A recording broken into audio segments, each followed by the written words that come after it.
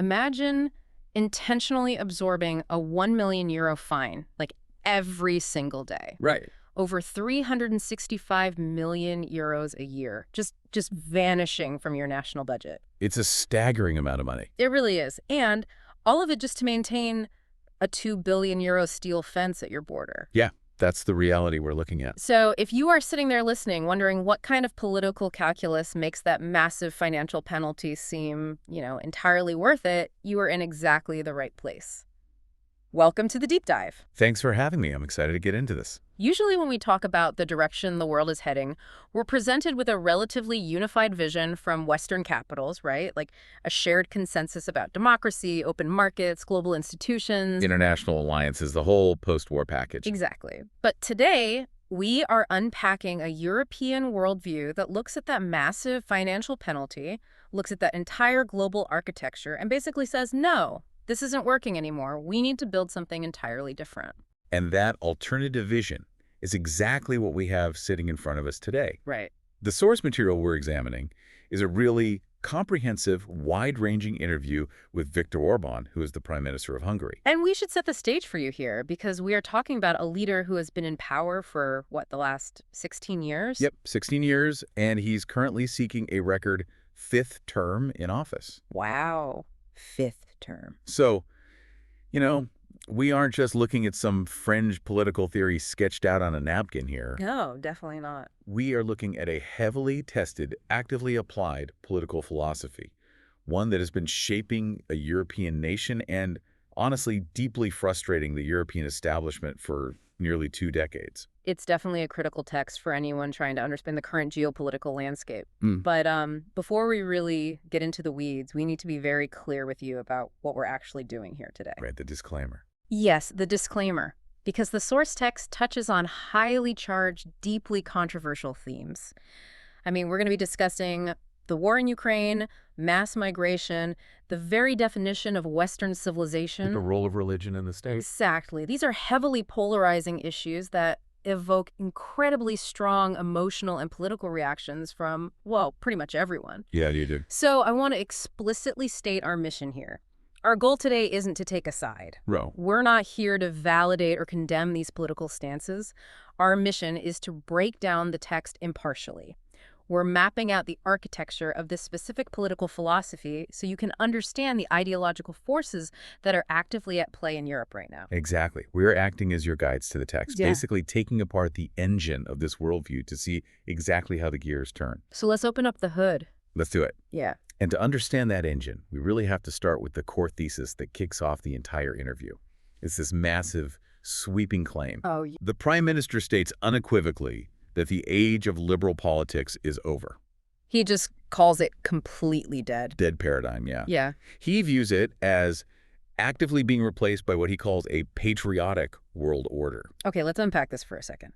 When he says the age of liberal politics, just to be clear, he isn't talking about liberal in the American left-wing political sense, right? Yeah, no, not at all. He's talking about the classical liberal international order, the system that was built after World War II. Right. Free trade, international law, global institutions. The UN, the European Union. Precisely. He's arguing that we are moving away from that global institutional consensus and entering an era that's going to be defined by hard borders, national self-interest, and local patriotism. And what I found so fascinating to analyze in the text is how he identifies the fatal flaw of that outgoing liberal order. Yeah, his critique is very specific. Right. According to the text, the Western world has basically become paralyzed by an old elite. He argues this elite relies heavily on, academic, intellectually based, and ideologically biased routines. But the core mechanical critique, the real structural issue he raises, is that the West places entirely too much trust in institutions rather than in the capacity of an individual leader. This is such a fascinating friction point, because if you've ever watched the gridlock in your own local government, you can probably understand the frustration he's tapping into here. Yeah, absolutely. He is essentially saying that Western Europe is terrified of strong leaders. They are. And, if we look at the historical context provided in the text, there is a very specific mechanical reason for that fear. Which is? Well, Western Europe leans heavily on institutions and international law, specifically because of the deep generational trauma of the Second World War. Oh, right. Because of how the 20th century played out. Exactly. Think about the overarching lesson Western Europe took from that era. Strong, charismatic, unchecked leaders represent a catastrophic danger. When individuals hold too much power, continents burn. That's the exact fear. Therefore, to prevent another catastrophe, what do? You build robust institutions. Right, you rely on slow, methodical consensus. You use international law and these massive bureaucracies to diffuse and moderate power. The text acknowledges this underlying Western belief. The idea that a modern politician's job is simply to manage the institutions that actually run the countries. Basically just keeping the machine oiled. Right. But the Prime Minister argues this historical overcorrection is a fatal miscalculation in the 21st century. Because institutions, in his view, only work when the weather is nice. Exactly. Actually, let me throw an analogy at this to see if it tracks with the text. Sure, let's hear it. Okay, so the institutions versus leader debate is basically like an airplane's autopilot. Okay. Autopilot representing the institutions, the bureaucracies, the established rules is absolutely fantastic for cruising altitude. It keeps things steady, it's highly efficient, it's safe. You want autopilot when the skies are clear. Makes sense. But when you suddenly fly into a violent, unprecedented storm, a situation the computer has literally never seen before. You don't want the computer in charge. Exactly. You do not want to rely on the automated systems. You want a pilot, a strong, capable human leader to grab the yoke, disable the autopilot, and take personal responsibility for flying the plane out of danger. That analogy captures the mechanics of his philosophy perfectly. Yeah. It really does. The argument is that when things are going well, institutions provide excellent stability. But when a true crisis hits, and we're talking a sudden war, a global pandemic, a massive migration wave, institutions fundamentally freeze. Because they need consensus. Right. They are physically incapable of making the tough immediate calls because consensus takes time. And bureaucratic structures are designed to diffuse accountability so no single person ever has to take the blame. So nothing happens. Exactly. The text insists that during a genuine crisis, certain things can only be decided by a human being. A leader who is relying on their own values, their own principles, and honestly their own personal courage to make a brave decision when the rule book doesn't offer a clear answer. And the text points to a very specific and highly controversial example of the kind of leader who represents this pilot grabbing the yoke. Right, Donald Trump. Yes. The Prime Minister mentions being the very first European leader to come out in support of Trump back around, 2015? Yeah, early on. And while he liked Trump's agenda of peace and his focus on national interests, the core reason for his support was Trump's maverick leadership style. He saw Trump as someone who would shake up that paralyzed Western leadership concept. He wanted someone injecting pure personal responsibility and unilateral action back into the equation. To break the deadlock of consensus politics. Exactly.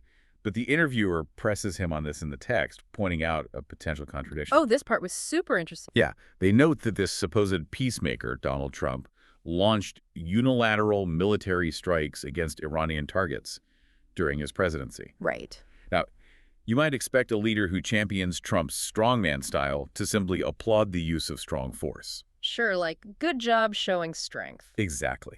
But the Prime Minister's response in the text is deeply layered and highly pragmatic. He doesn't just blindly applaud the bombing. No, he actually frames the strikes on Iran as potentially a brutal step toward peace, which is, that's a jarring combination of words. It is. Brutal step toward peace. His logic is that if Iran is acting as a headquarters for a regional war and terrorism, then striking it is technically an action taken to consolidate peace by degrading their capability. Or degrading the enemy. But then he immediately tempers this by saying historians will have to decide if it actually secured peace or just risk a wider war. And this reveals a really critical nuance in how this worldview approaches raw power. Yeah. He actually calls himself a more cautious guy than the former U.S. president. Which you wouldn't necessarily expect him to say. No, but he roots that caution entirely in his own region's history. He warns about the temptation of putting boots on the ground. Oh, because of the realities of occupation. Exactly. He points out the mechanical reality of modern warfare. It is one thing to use advanced technology to easily destroy a country's army from the air, but it is an entirely different, incredibly difficult thing to consolidate political power afterward. Right. You inevitably get sucked into a quagmire. You do. So he sees the high risk involved in foreign intervention, even while he appreciates the strong unilateral decision-making that ordered the strike in the first place. Wait, so if we follow that logic to its endpoint, he likes the decisive nature of the action. The boldness, yeah. But he is deeply skeptical of the messiness of international adventurism. Exactly. This preference for strong unilateral action combined with a deep suspicion of international entanglements. I mean, that seems like it would heavily dictate how a nation handles its own physical borders. It dictates everything about it. That intense focus on domestic stability over international consensus leads us directly into the text discussion of the 2015 migration crisis. And the concept of the fortress nation. Yes. Because if you believe institutions will fail you in a storm, what are you going to do? You are going to build your own walls. Let's transition there, because the border is where this abstract political philosophy becomes like literal concrete and steel. Very literal. The text outlines a deep existential fear of a new migration crisis. The Prime Minister points to the current escalating conflicts in the Middle East and makes a very stark demographic comparison. The math on this is what drives the policy. Right. He points out that Iran is 9 times larger than Syria. There are roughly 90 million people in Iran. Compared to what, maybe 20 million in Syria before the war? Something like that. So the mechanical implication here is terrifying from his perspective. If the fallout from a wider regional war triggers a migration wave, the sheer mathematics of it will absolutely dwarf what Europe saw in 2015. And to understand the intensity of the stance outlined in the text, you really have to look at the mechanics of Hungary's response to that initial 2015 crisis. It was intense. Think about the logistics of what actually happened. Hundreds of thousands of migrants and refugees were moving across the continent. They were coming up from Turkey, through the Balkans, and directly into Hungary. With the ultimate goal of reaching Germany and Northern Europe, right? Exactly. So you had a landlocked country of about 10 million people suddenly dealing with massive, unregulated columns of people walking down their highways and camping in their train stations. And the institutions were paralyzed. Completely paralyzed. So Hungary's response was absolute and unilateral. They did not wait for an EU consensus. They just built a border fence. And we aren't talking about a chain link placeholder here. No. This is a barrier that has cost over 2 billion euros to construct and maintain.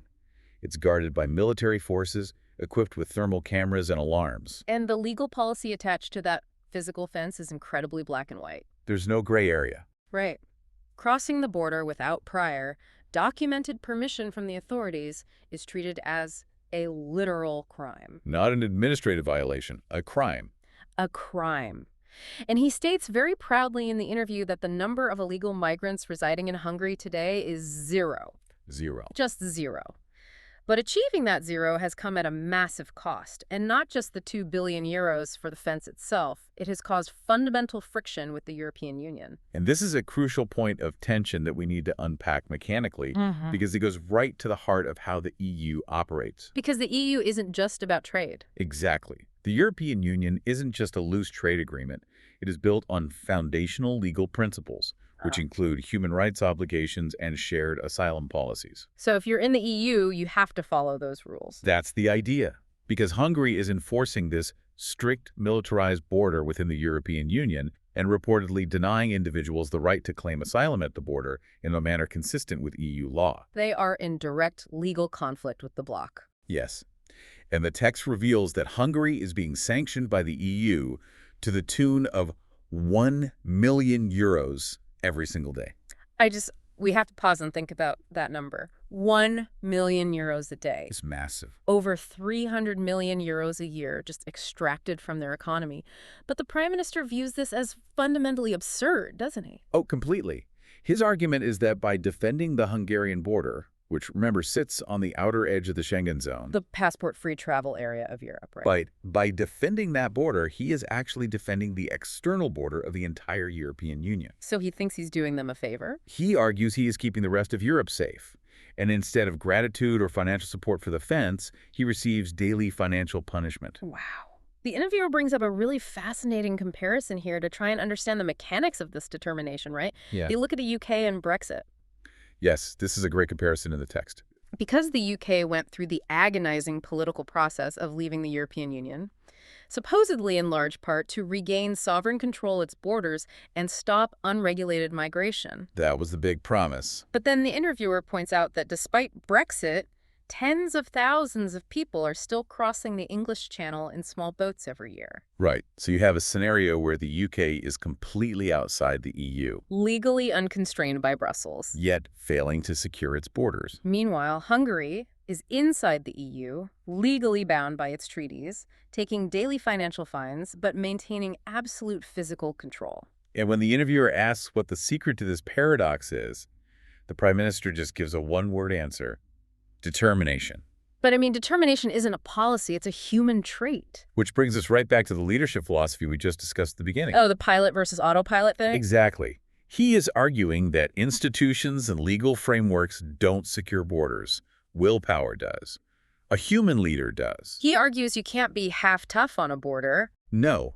You either decide nobody crosses without permission, and you hold that line regardless of the optical or financial cost, or your border fails entirely. But we need to dig into the underlying philosophical justification for this fortress mentality. Because it's not just about security, is it? No, it goes deeper. The text roots this in a concept we can call the freedom of association. Okay, let's get into this, because this is where the text gets into some really deep cultural philosophy. He says, and I'm quoting here, "I'm a man who is in favor of freedom always." Right. Now, if you are a casual observer, hearing a leader say they are a champion of maximum freedom while actively building massive militarized border fences, that sounds like a massive contradiction. It absolutely sounds contradictory until you understand how this specific worldview defines freedom in a national context as opposed to an individual context. How so? The text argues that a sovereign, freedom-loving nation has the fundamental right to choose who it lives with. It is basically an expansion of the idea of private property to the national level. Like deciding who gets to come into your house. Exactly. And conversely, it argues that a nation has the right to refuse what it views as an artificial mixture of civilizations. Let's explore the mechanics of that phrase, artificial mixture of civilizations, because this is a stark, aggressive contrast to the dominant liberal view in Western Europe over the last 40 years. It's the complete opposite. Right. The liberal view, as it's summarized and critiqued in the text, is that mixing cultures, specifically integrating migration from the Middle East and Africa with traditional Christian European cultures, elevates society. It brings new labor, new ideas. Right, and creates a more dynamic, diverse, and ultimately more attractive society. But the Hungarian conservative view presented in the text looks at that exact same integration process and sees a massive, high-risk, irreversible experiment. Irreversible being the key word there. Yes. The crucial argument here isn't just about day-to-day cultural friction. It is about irreversibility. The Prime Minister argues that if a nation attempts to mix civilizations on a mass scale and it proves unsuccessful, like if it leads to parallel societies or increased crime or the erosion of the host culture. Right. If that happens, you cannot go back to the starting point. You cannot hit undo. The fabric of the nation is permanently altered. Therefore, as a self-described Christian country with a specific historical identity, they claim the ultimate national authority to say, we don't want to take that risk. We want to maintain our current demographic and cultural identity, and no external institution can force us to run that experiment. Exactly. Okay, but I have to push back here on the mechanics of this arrangement. Yeah. Because there is a structural friction in this logic that just seems glaring. Okay, what is it? Let's think about how the EU actually functions. The European Union isn't an a la carte menu. No, you don't get to just pick what you want. It's a package deal. It's a shared market, yes, which brings incredible wealth. But that market is built on a foundation of shared laws, shared courts, and shared values, including policies on asylum and human rights. The text essentially admits that for Hungary, the EU represents a vital economic market, but it actively rejects the shared political values. So my question is, can a nation selectively opt out of the shared rules it doesn't like, willingly absorb million-euro daily fines as a cost of doing business, just to keep access to the economic market? Is that a sustainable marriage long-term, or is it destined for a messy divorce? Honestly, that is the exact tension threatening to pull the entire European project apart right now. It has to be. The text explicitly states that belonging to the EU is partly a question of civilization belonging to the Roman Christian tradition of Europe, but mechanically it is largely pure pragmatism. Pragmatism. Look at a map.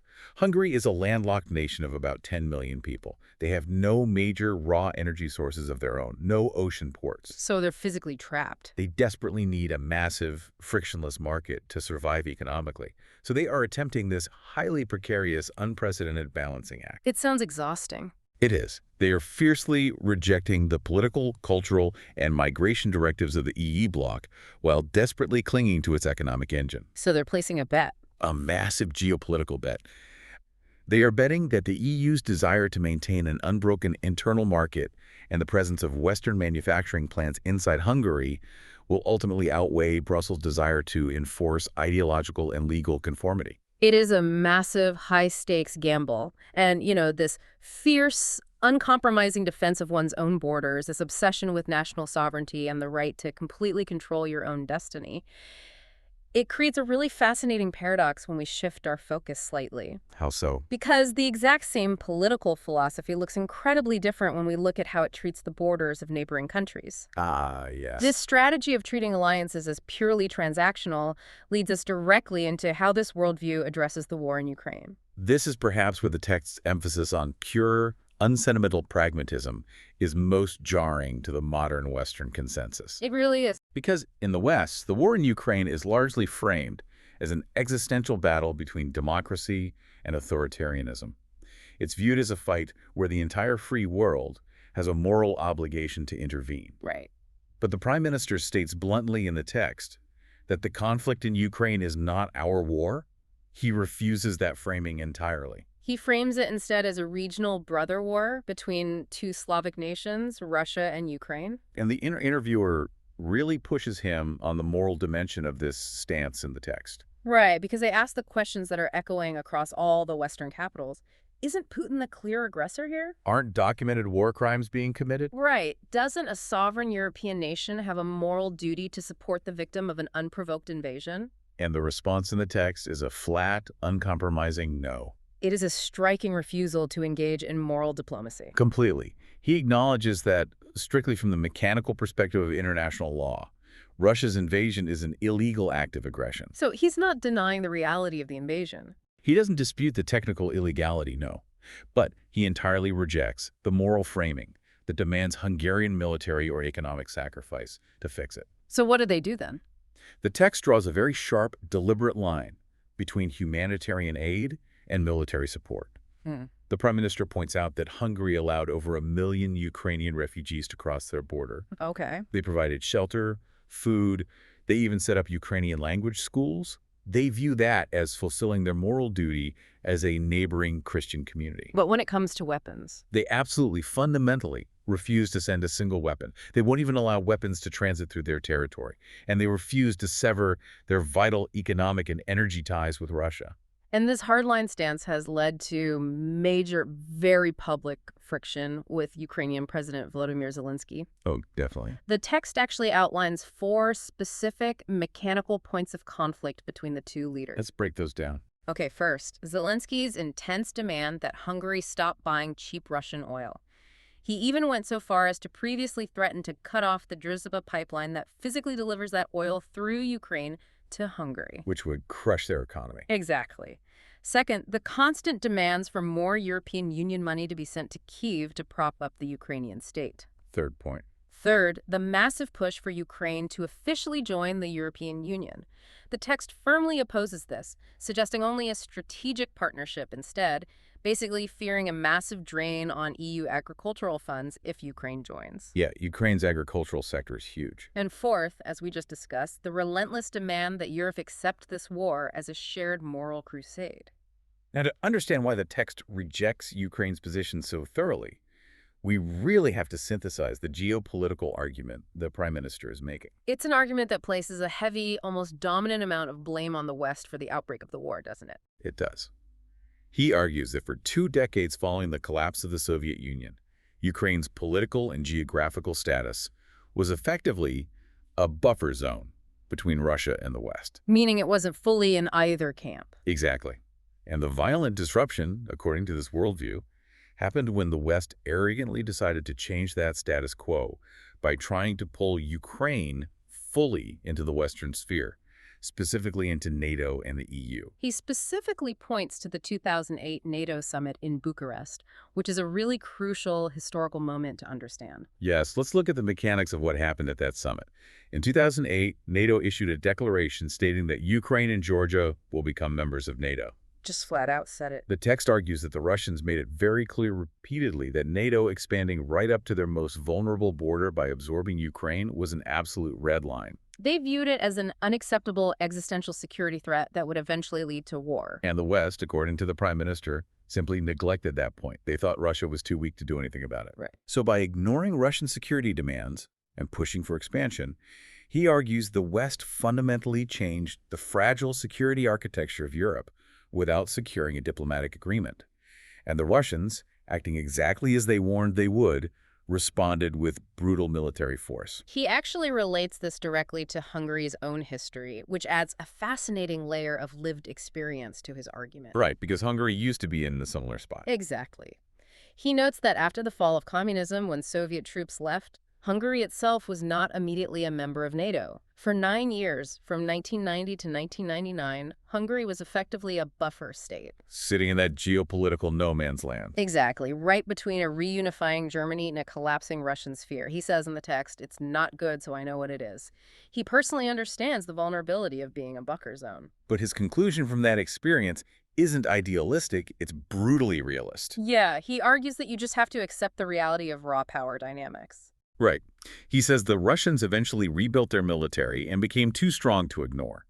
Therefore, the West has to accept this new reality, sit down, make a deal with Moscow, and effectively force Ukraine to accept its status as a permanent neutral buffer zone. Okay, wait. I have to jump in with some major pushback here. Oh. Because as we map out this philosophy, there is a massive contradiction staring us right in the face. What's that?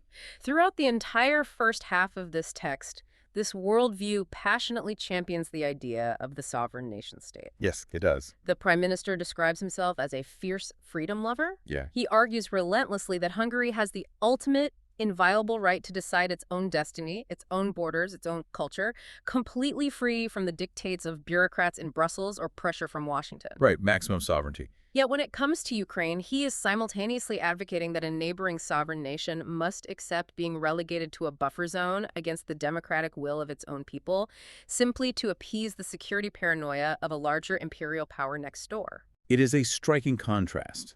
How does a leader reconcile identifying as the ultimate defender of national sovereignty while explicitly denying that exact same right to sovereignty to the nation right next door? That is the central paradox of this worldview. And honestly, it raises an incredibly important question about the limits of ideology when it collides with raw power. So how does the text reconcile it? It reconciles this contradiction through extreme, almost cynical pragmatism. Okay.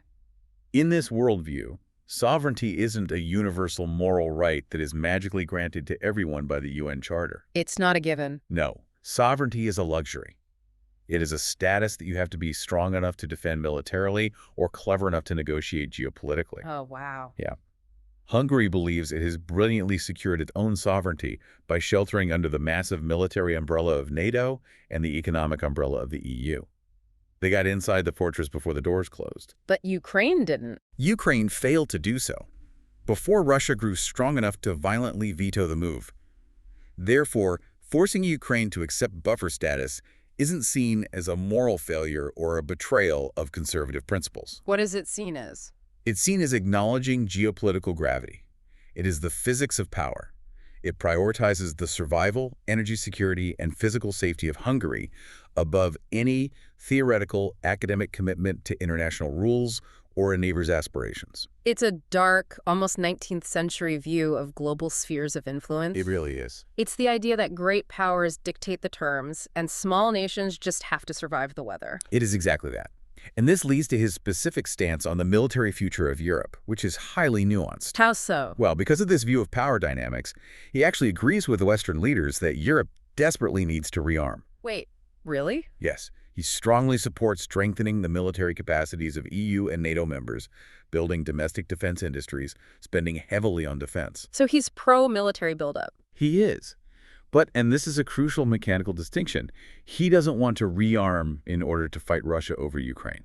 Right. He explicitly says in the interview that continuing to fund and arm Ukraine makes Europe weaker, not stronger, because it drains European arsenals and economies. Exactly. He advocates for a massive European military buildup to achieve peace through strength. Okay, so a deterrent. Right. Yeah. The underlying logic is that a power like Russia only understands and respects the language of sheer military might.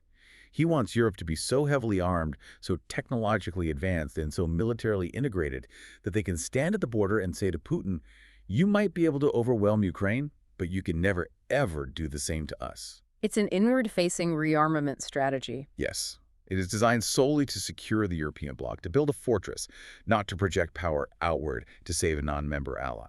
You know, this strategy of treating foreign alliances as purely transactional, prioritizing immediate national survival above all external pressures, it isn't just a foreign policy playbook. No, it applies internally as well. Right. It's the exact same ruthless pragmatism this worldview applies to its own citizens and its own institutions to maintain domestic power. The way they handle Russia and Brussels is exactly how they handle internal opposition. Let's unpack the domestic front, because the text reveals a government that feels constantly besieged. Constantly. And we have to remember the timing of this text.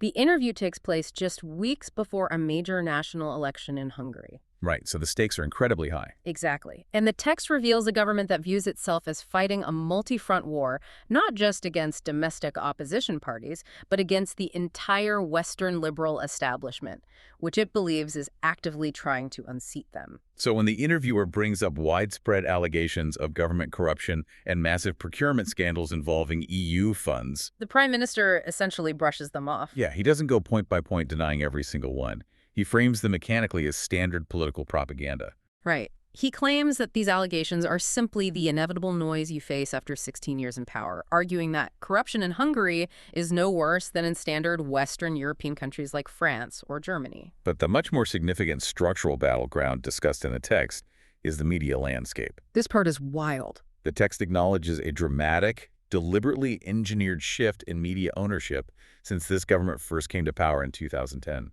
Deliberately engineered is the perfect way to put it. The prime minister states plainly that back then, 80% of the commercial media, the television stations, the newspapers, the radio, was owned by German, liberal, or foreign interests. And he viewed this massive foreign influence over the national conversation as inherently unhealthy and a threat to sovereignty. So he actively encouraged and convinced Hungarian conservative capital-allied business leaders to aggressively buy up and invest in the media sector. The result, according to the text, is a media landscape that is now split roughly 50-50 between liberal foreign ownership and conservative domestic ownership. And he frames this restructuring as a democratic triumph, right? Achieving fairness, balance, breaking a liberal monopoly. He does. But the interviewer pushes back, pointing out the mechanics of this new reality. Which are what? Well, critics argue that the government now indirectly controls the vast majority of the media reach, using these friendly ownership networks to amplify government messaging and starve the opposition of any real platform to scrutinize the state. Okay, I have an analogy for this. It sounds exactly like a party guest who decides they hate the music, so they muscle their way into the DJ booth. Okay, I like where this is going. They kick out the old DJ, plug in their own equipment, and start playing their own records.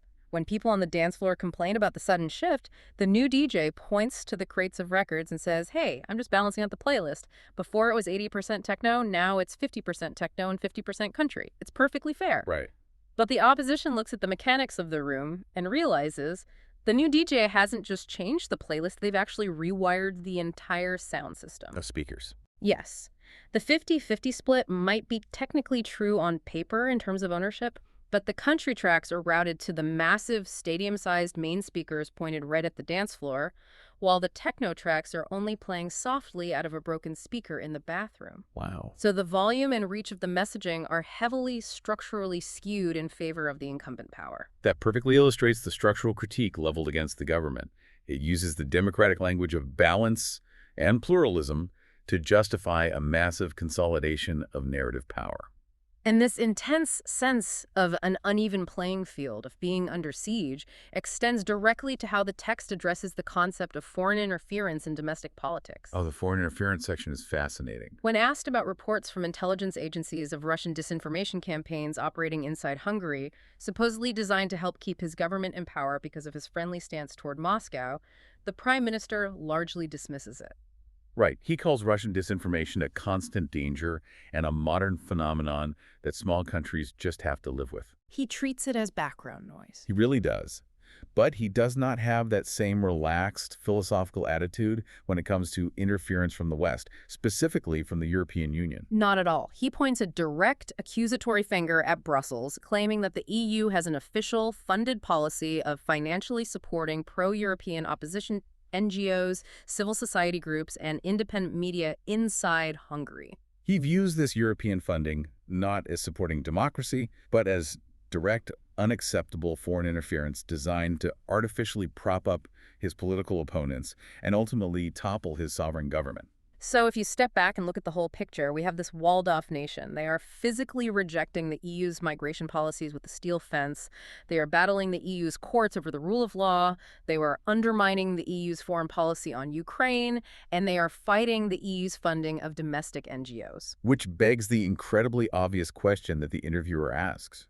If you hate the political and cultural direction of the European Union so deeply, why not just leave? Exactly. Why not execute a Hungarian Brexit and be truly independent? And this is where the strategy shifts from being purely defensive to highly offensive. Wait, offensive? Yes.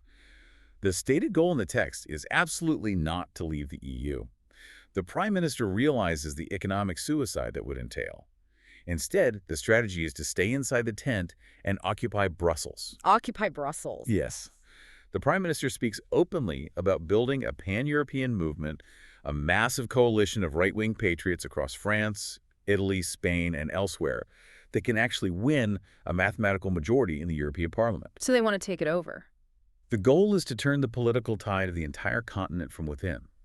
It's a vision of conquering the liberal institutions, rewriting the rules of the EU to focus on hard borders and national sovereignty rather than abandoning the project entirely. But securing the nation structurally, politically, and even media-wise, that isn't enough for this worldview, is it? No, the text makes it incredibly clear that a nation is not just a legal entity or an economy. To truly survive, the nation must be secured biologically, demographically, and culturally. Which brings us to the final and perhaps most intimate battleground, the existential fight over demographics, Christianity, and the future of the nation-state. This is where the political philosophy gets deeply, profoundly personal, reaching right into the living rooms of its citizens. Like almost all modern Western nations, Hungary is facing a looming demographic crisis. Their birth rates are well below the replacement level of 2.1 children per woman. And mechanics dictate that when a population shrinks and ages, the tax base collapses, pension systems go bankrupt, and the economy stagnates. Exactly. However, unlike many Western nations like Germany or Canada that rely heavily on mass immigration to fill the labor gap, care for the elderly, and sustain their economies, this worldview absolutely, fundamentally refuses to use immigration as a demographic solution. Because, as we discussed with the freedom of association concept earlier, they believe that replacing the native historical population with foreigners fundamentally destroys the nation's cultural and ethnic fabric. It solves the economic math problem, but kills the nation's soul, in their view. Right. So think about the bind this puts the government in. If you absolutely refuse mass immigration, but your economy desperately needs more people to survive the next 30 years. The government only has one option left. It has to convince its own citizens to have more babies. And the lengths this government goes to in order to engineer that outcome are staggering. Staggering. The text details unique, highly aggressive, state-funded family policies. We aren't just talking about a minor child tax credit at the end of the year. No. The Prime Minister outlines a macroeconomic philosophy based on the idea that a citizen's standard of living should not decline simply because they choose to have children. He views it as a fundamental issue of national justice. The parents who take on the immense financial and personal burden of raising the next generation of taxpayers and workers shouldn't be materially poorer than the citizens who choose not to have kids. And the most famous, jaw-dropping policy outcome of this philosophy is the income tax exemption. This is wild. The text highlights that in Hungary, Mothers who have 2 or more children are completely exempt from paying personal income tax for the rest of their lives. A lifetime tax exemption. If you have 4 children, the benefits are even more immense, including state subsidies for buying large vehicles and wiping out mortgage debt. They are pulling massive, multi-billion euro macroeconomic levers to financially engineer large families. And they tie this desperate need for demographic survival directly to religious identity. Yes. The interviewer asked the prime minister what it actually means to call Hungary a Christian country in the modern era, especially considering the reality that actual weekly church attendance in Hungary, much like the rest of Europe, is quite low. Right, and his answer is incredibly revealing about how this worldview uses religion. He argues that the political left views Christianity as a museum, a relic of the past, a collection of old buildings and outdated moral codes. But his government views Christianity as a vital, necessary, actively functioning organizational system for society. Right, he makes the point that even for non-believers, even for people who never step foot inside a church, the underlying set of Christian teachings is the best possible way to organize a functional society.